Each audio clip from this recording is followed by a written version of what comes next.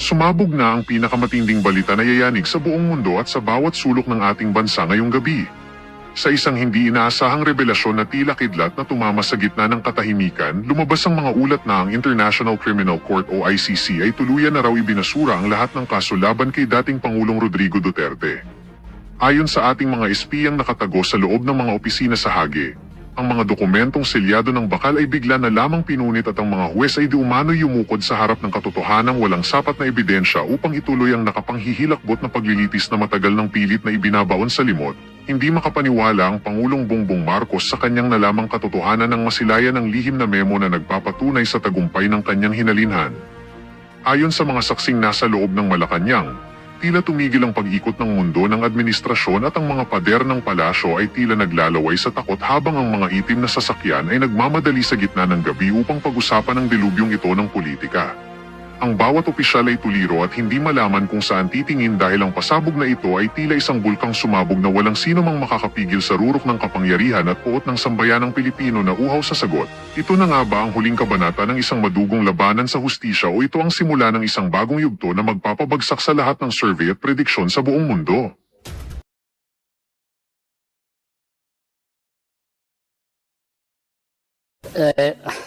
And certainly not on the basis of statements made by Ombudsman Jesus Crispin Remula, who professed that domestic justice will be denied, according to Mr. Butuyan, because of the lack of forensic reports and police reports.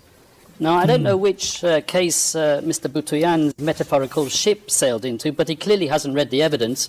Whilst he was speaking, we examined the evidence, and out of that evidence, we found at least 35 reports substantiating 49 of the incidents which are mentioned. You conclude your deliberations, Your Honours, that you will dismiss these grievously misplaced and politically motivated charges.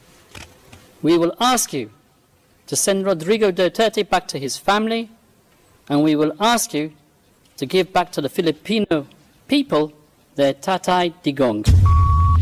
Una sa lahat, ang tanong ko muna dito kay Joel Butuyan, magkano ang ibinayad sa'yo ng administrasyon nitong si Marcos Jr.? Dito sa video na to mga kababayan, pinagulong nitong si Atty. Kaufman, itong common legal representative ng mga di umanong biktima. Nako, yung mga nanay ng mga bangag na nagurgur nung panahon ni dating Pangulong Rodrigo Duterte, nakatakip ang muka. Pambihira mamaya pag magsasalita na itong si Joel Butuyan, itong bayarang abogado. Natural, wala ka bang bayad dyan? Wala ka bang bayad dyan sa pagsasalita mo na yan? Magkano binayad siya ng administrasyon ni Bangag? Diba? Para i-representa yung mga biktimang bangag. Pero bago yan, sa like at sa subscribe, mas inuuta dyan at sa mga gusto sumali sa ating community, yung join button, nadyan lang ho sa baba. Wala ho tayo maraming pag-uusapan dito sa video na to. Re-recta ho kagad tayo sa sagutan nitong si Atty. Kaufman at nitong si Joel Butuyan, ang pinakawalang kwentang abogado sa Pilipinas. Ito, pagsasalitain na ho nitong si Mutok, itong si Joel Butuyan, ng common legal representative ng mga bangag sa Pilipinas. You can continue because we were interrupted by the pause. Over to you, legal representative for victim, please. Joel Butuyan, Joel Thank you, Butuyan. Your Honors. I was in the process of explaining the spread of impunity in the Philippines, and I will resume, Your Honor. The plague of impunity has spread not only among Filipinos in the Philippines, Oy Joel, ang galingan mo, nanonood si Boying Remulla at itong si Marcos Jr. Pambihira, oo. Galingan mo. but even among expatriate Filipinos in faraway lands like here in The Hague. When we reported to the victims that their legal... Bakit hindi mo sila representa sa Pilipinas? Langya ka. Nagbibida-bida ka dyan sa ICC, bakit hindi mo sila tinulungan nung presidente si Tatay Digong? Di naman kaya nung nanalo ng presidente itong si Marcos Jr. Napakawalang kwenta mo namang abogado. Their external legal representatives feel like fugitives who avoid our own countrymen here in The Hague because chances are they are Duterte clones. They express their utmost concern that if we, their lawyers, feel threatened by mini Dutertes in a foreign country, we should imagine the far more intense fear they live with Si Raulo ka ba? Anong treten-treten na pinagsasabi mo? Leila de Lima, Trililing, anak ng tokwa, wala... Kung ano-anong kabalbala ng pinagsasabi nila nung presidente si Tatay Digong, anong treten-treten? Mantakin mo yung magulang nitong si Kian de los Santos. Ang tumulong pa mismo ay administrasyon. Kaya nga yung mga panahon na to, hindi nagpapa-interview sa media yung mga pamilya nung santo daw yun eh. every day in their communities teeming with mini Dutertes. The victims also wish to convey that if the judges of this honorable chamber can be subjected to online harassment by Duterte clones, we should imagine the level of vulnerability the victims are exposed to in their poor villages. Your Honors, Mini Duterte. Mini Duterte? Ano Mini Duterte? Napakulo, kinidnap nga, dinala na nga dyan sa Daig Nether Reserve. Ano Mini Duterte? Ang sabihin nyo, kung dito sa Pilipinas nyo pagsasabi yung mga salita na yan, wala talagang naniniwala sa inyo. Kaya kailangan nyo ng oportunistang korte kagaya ng ICC para merong makinig at maniwala sa mga kasinungalingan. there is only one solution to stop the impunity propagated by Mr. Duterte from continuing to bring harm and suffering to the victims. And that is for this honorable chamber to confirm the charges so that witnesses can testify and evidence can be presented on the horrible crimes committed by Mr. Duterte. The testimonies and evidence presented will inoculate these mini Dutertes from the virus of impunity that has infected them. When they will see and hear the utter cruelty, the sheer brutality, in other words, the brazen inhumanity of the crimes committed by Mr. Duterte, and the humanity of those whose lives were violently taken, it will rekindle the embers of humanity that still remain in their hearts. Many of these mini Dutertes or Duterte clones are actually victims of massive doses of fake news widely circulated online. They need to be vaccinated with the truth. Anong pinagsasabi nitong si Butuyan? Anong vaccinated? Raulo ka ba? Atty. Butuyan? Sa bagay, no? Baka maganda-gandang pera ang in-offer sa'yo. Ilang maleta ba, Brad? Hindi, tatanong ako, magkano binayad sa'yo? O, ilang maleta? Para pakapalan mo yung mukha mo ng ganyan. Anak ng tao ka, may korte sa Pilipinas, diyan ka nagdadaldal. Uwi ka sa Pilipinas, dito mo sabihin yan. Tignan natin kung merong maniniwala sa'yo. Siguro yung mga puti na yan, papaniwalaan ka. Pero sa Pilipinas mo sabihin yan, anak ng tao ka, baka batuin ka pa ng kamatis. And the truth vaccine can only come from the testimonies of witness of victims and evidence presented in a trial before this court. Truth is the antidote to the virus of impunity, Your Honors. The victims dread a future where charges are not confirmed in this case. It will mean that the virus of impunity will continue to spread and infect many more. Victims fear that Duterte clones will become an even bigger group that can elect another apostle of impunity as the Philippines' next leader. Nako. If that happens, Kabahan ka na, an Butuyan. even more serious condition of impunity can take place in the Philippines. Possibly worse than the orgy of violence that happened from 2011 to 2019, and this time there will be no ICC to run to for assistance and help. Wala na. The victims humbly beseech this honorable Uubusin ni BP Sara yung mga durugista, yan ang sigurado. Kaya kung ako sa'yo, Butuyan, galing-galingan mo. Dahil pati yung mga nagbayad sa'yo, kung sakali man, bayad ka dyan ha. Yung mga nagbayad sa'yo, naku, pati yung mga yun, may kaalala dyan. At alamin ko talaga kung ilang maleta ang binayad nila sa'yo.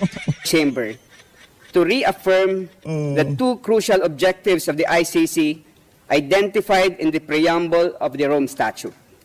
First, to prosecute and punish the most serious crimes that deeply shock the conscience of humanity. And second, to put an end to impunity and to contribute to the prevention of crimes of unimaginable atrocities. If this chamber confirms the charges, this court will achieve its first objective of prosecuting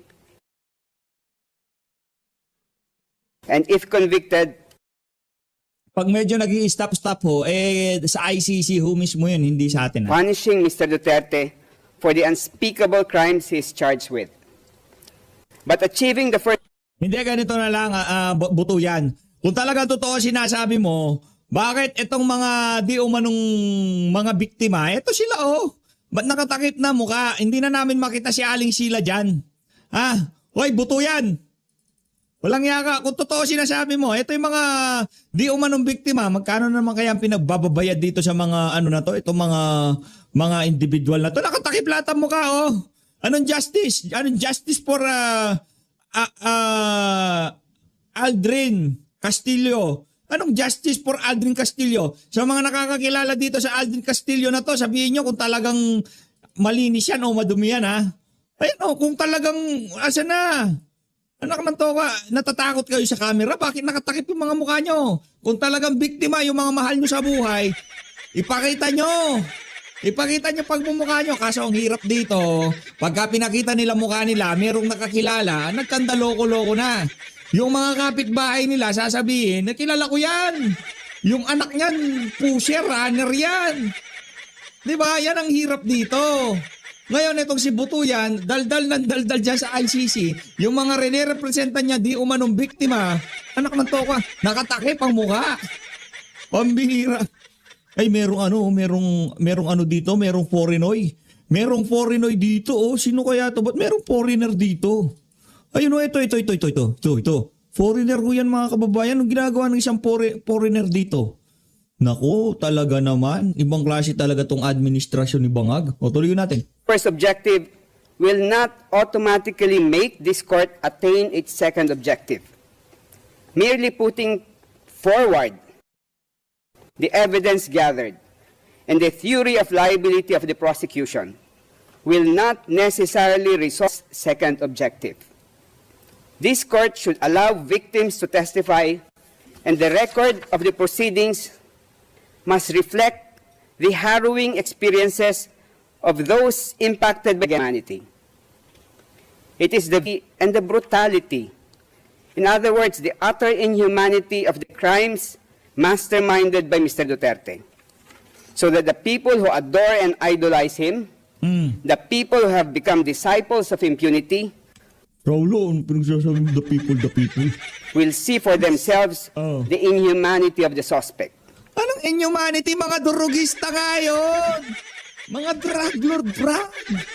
Alam mo, pinagtatanggol mo dyan, mga drug lord. Hindi mo alam. Oh, sana mga mahal mo sa buhay, hindi mabiktima ng mga adik sa kalsada, hindi matutukan ng panaksak at bigla na lang maging gripo tagiliran. Sana, wag! Kasi tayo dito sa PH Update, ang atin ho dito, para sa kapakanan na nakakarami. Hindi kapakanan ng mga durugista. Ang pinagtatanggol nitong si Butuyan, yung mga mahal sa buhay. O yung mga biktima na tulak at gumagamit ng ipinagbabawal na droga, yung mga perwisyo sa komunidad, yun ang pinagtatanggol nitong si Butuyan. For this to happen, the charges should all be confirmed. The virus of impunity Saka na naman, virus ka ng virus. Pag sinasabi mo yung mga katagang virus, that has spread all over the Philippines sa utak ko Hindi. very grave and serious, Your Honors. Yan. Imagine a leader like Mr. Duterte, who proudly and publicly proclaimed his aspirations of following the footsteps of Adolf Hitler when he Hyperbole!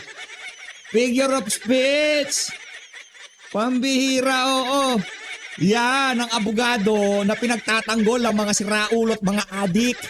Yan si Attorney Joel Butuyan, abogado ng mga adik. said, quote, Hitler massacred 3 million Attorney Butuyan naman? Jews. Now there are 3 million drug addicts. Oh. I'd be happy to slaughter them. Anong mali? Anong mali doon? Mga durugista yon, perwisyo sa bayan, nagnanakaw. Oh, di ba? Kung ano-anong ginagawa. Anong mali doon? Nandiyan ka nga pala para pagtanggol yung mga adik. Pagtanggol mo lang, Atty. Joel Butuyan. Unquote. And yet, he is worshipped by a huge number of Filipinos. Oh. In so many countries, Kasi yung mga ordinaryong Pilipino nakalakad ng matiwasay sa kalsada nung siya presidente. Hoy, Joel Butuyan. Nung panahon ni Digong, ang mga durugista ang takot. Pero ngayong panahon nitong si Bangag, nako mga kababayan na ho natin, di na makalabas ng gabi. Bakit? Yung banta nitong mga durugista at mga kriminal na kung saan ang pinag-uugatan ng karamihan ng kanilang mga masasamang nasa utak dahil sa droga, sila naman ho ngayon ang namamayagpag. you will need to hide your adoration of Hitler. Mr. Duterte flaunted it, and his fanatics are unaffected by it. Mr. Duterte has pronounced so many other horrible declarations meant to promote and encourage impunity, as it will be detailed tomorrow by my colleagues. And yet, he is idolized by a multitude of Filipinos. The defense will claim that he was merely bombastic and acerbic when he made these statements. But if he were merely being pompous and flippant, the people who were killed should be alive and laughing today at his supposed pranks and stunts.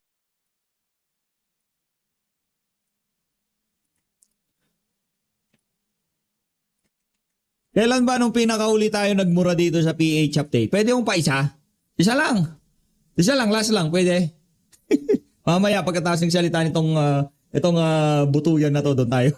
Bibiray natin ng isang beses. Hindi ko talaga natin, hindi natin mapigilan na hindi banatan itong abogado na to na pinagtatanggol yung mga addict dyan sa ICC. Mr. Duterte did not only order the mass killing of people suspected of being drug Ilang maleta. personalities, Your Honors. Ilang He's maleta. Ilang flood control kaya ang naperwisyo dito sa Pinamba. Hoy! Kanya ka. Them with accusations of being rapists, Ilang maleta. murderers, and dangerous criminals. Oh. Mr. Duterte imposed an inflexible condemnation that if you are a drug personality, you are automatically a dangerous criminal who has engaged in unimaginable atrocities. Correct. Pagka ikaw addict sa ipinagbabawal na droga, isa kang banta sa komunidad. Period. Tapos ang usapan, kahit paano mo depensahan sa mga bansang kagaya ng Pilipinas na third world country, pagka ikaw durugista, sigurado banta ka sa komunidad. Tapos ang usapan. Ngayon Brad, kung palang para sa iyo hindi banta, punta ka sa maglakad ka doon sa sa mga drug den, doon ka tambay ka doon. Tingnan natin kung meron pang Joel Butuyan na magsasalita diyan sa ICC sa susunod. The families of those killed did not only suffer the loss of a loved one, their families were even disgraced with being associated with a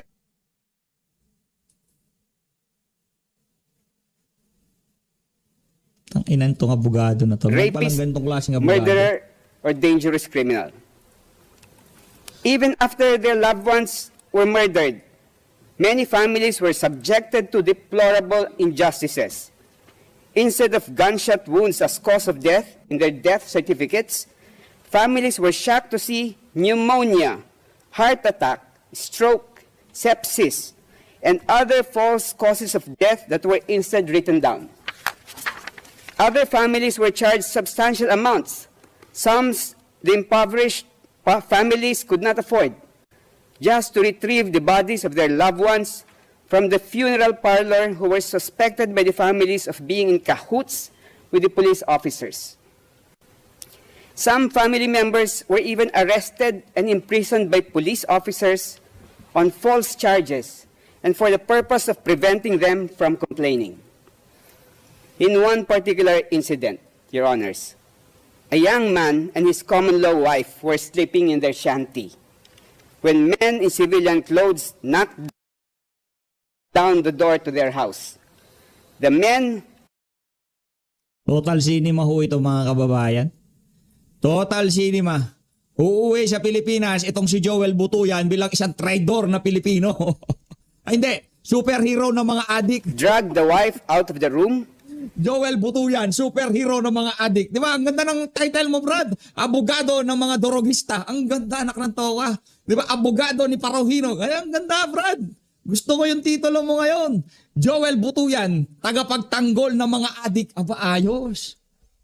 the husband was already surrendering, and he even started to strip naked to show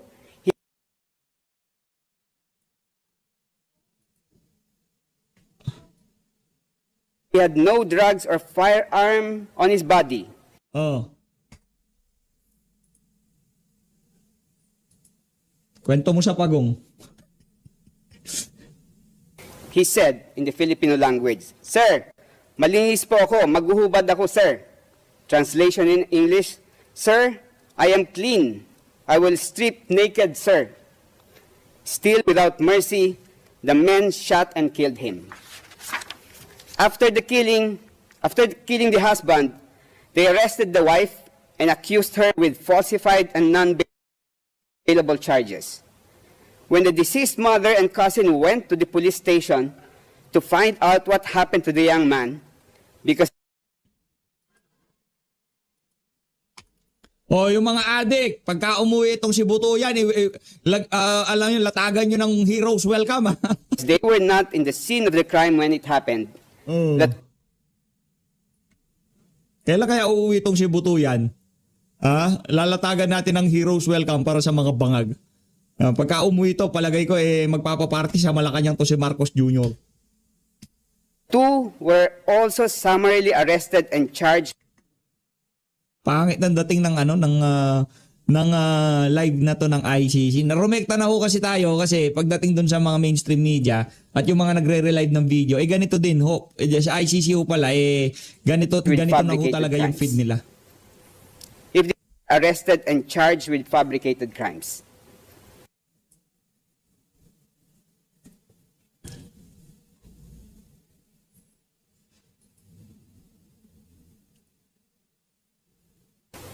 If the Honorable Chamber confirms the charges in this case, the witnesses and evidence will show that those who were smeared by Mr. Duterte before they were killed, they were inside their houses, sleeping peacefully with their families, eating meals with their loved ones, playing with their children, Pushing drugs, sabihin mo. Pushing drugs, selling drugs, using drugs. Yan, sama mo yun. or hugging their wives. Dramatic. Others were merely walking along the street, having snacks at the roadside eatery, or plying the road, earning a poor man's living. They were all doing ordinary, peaceful, and plain human activities. Confirming the charges, Peaceful and human activities, nagbebenta ng droga sa kalye. Peaceful human activities, pupunta doon sa bakanting lote, bumabatak ng ipinagbabawal na droga. Yan ang peaceful para dito sa mga abogado kagaya nitong si attorney. Pwede pa ba kaya nang tawagin abogado tong Joel Butuyan? will restore the dignity of those who were killed and the honor of their families. The prejudice suffered by the families of those killed did not begin and end with the killings of their loved ones. Each killing set off a chain reaction that is continuously churning out a daily crucible of harm, damage, and loss. By masterminding the mass murder of mere suspects, Mr. Duterte has brought irreparable and endless harm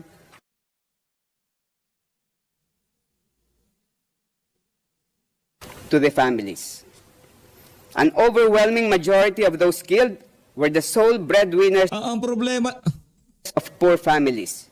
breadwinner, nagtitinda ng droga. Si Raul, anak na to, ano yung breadwinner? Ay, bagay, kumikita nga pala. Pero dito sa na to, hindi ibinabalita kung gaano karami yung mga nagpasalamat kay Digong dahil nalayo sila sa ipinagbabawal na droga.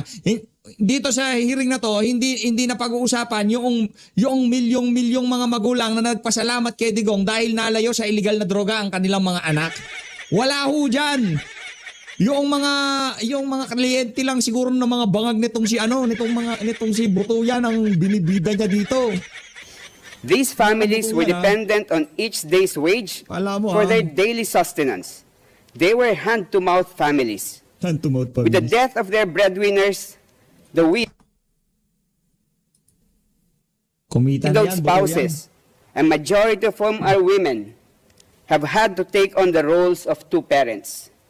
On top of taking care of their children and maintaining the household, the widowed spouses now have the additional burden of being breadwinners for their families. Diba, meron pa atang manghingi ng pera ito sa mga compensation ata o ang tatakbo